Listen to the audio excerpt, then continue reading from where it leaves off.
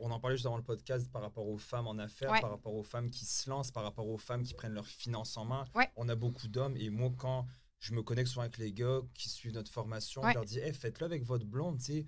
Même pour les finances, le budget, on a des gens vraiment qui sont séparés au niveau de ça, c'est mon compte. Puis il y a toujours eu l'homme fait plus d'argent que la femme, etc. Ce qui me gosse complètement.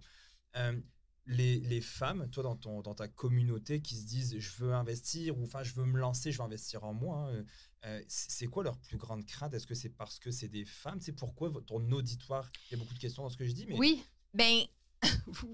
oui, OK. Mais mon audience, évidemment, moi, en plus, c'est des mamans. Fait que là, bon, il y a un risque de plus. Puis l'idée aussi, en plus, c'est que tu as une pression un peu plus grande de ce que moi, j'ai pas vécu parce que je me suis lancée en affaires avant d'avoir des enfants. Par contre, quand je suis tombée enceinte, c'était une surprise. Puis dans ma tête, à ce moment-là, mon entrepreneuriat était comme en train de mourir parce que j'étais comme, j'aurais plus le temps, je vais être une mère. Comme j'aurais plus de temps à moi pour m'investir dans des projets et tout. Puis je pense que c'est un peu pour ça que j'ai lancé Maman en affaires parce que j'ai fait comme, moi, là, j'ai donné des formations en porte-bébé, j'ai animé des trucs en allaitant, comme j'ai fait...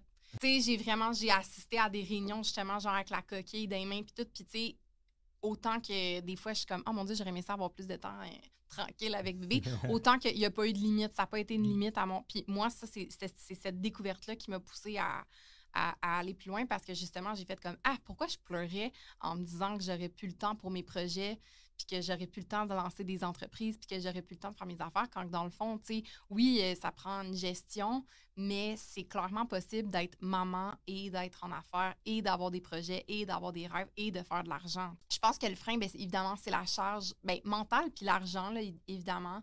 Tu sais, quand tu as des petites bouches à nourrir, puis tu as une maison souvent à payer, puis